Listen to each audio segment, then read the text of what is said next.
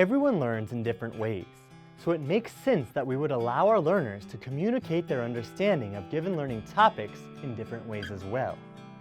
Giving learners a voice and choice helps them relate to the learning content in a way that is meaningful to their own goals and interests. This creates buy-in and allows them to apply the knowledge in a meaningful and relevant way. We should not limit our learners to proving mastery in the way we deem best.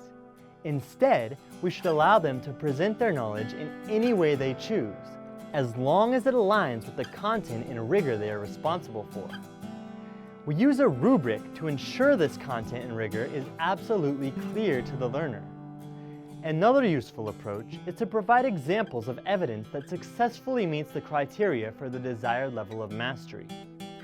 This gives learners a baseline idea of what we expect from them, while allowing the freedom to demonstrate their knowledge in a relevant and powerful way. So now that we've learned about fractions, we need to be able to demonstrate that we know and that we're masters at fractions now. So let's go over our rubric that we created. In order to be a level 3, it says I can partition a circle and rectangle into 2 and 4 equal shares. I can show that decomposing more equal shares creates smaller shares. Okay, so that's what you need to prove at a level 3. I have some examples here for you from work that previous learners have done, created to show their mastery. This one here, they use cookies to demonstrate their mastery. They partitioned them in 4 equal shares and also in equal halves. In this example that another student did, they partitioned them a pizza and a breadstick, and they showed their mastery in this method.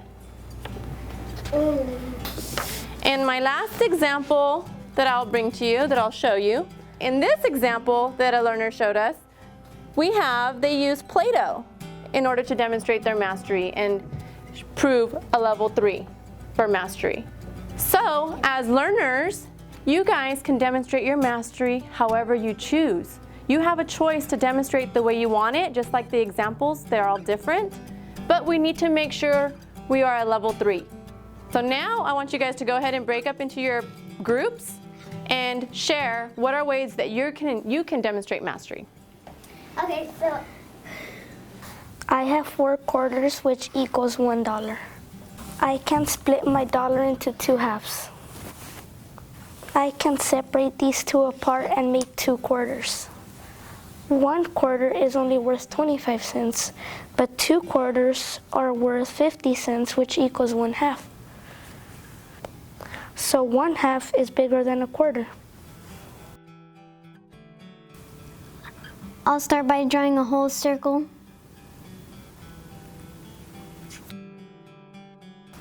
If I put a line in the middle, I could separate it into 2 halves. And if I create another line in the middle, I can make 4 fourths. And now in the first circle, I could trade in a half. In the other circle, I'm only going to shade 1 quarter. So I can see that 1 half is bigger than 1 quarter.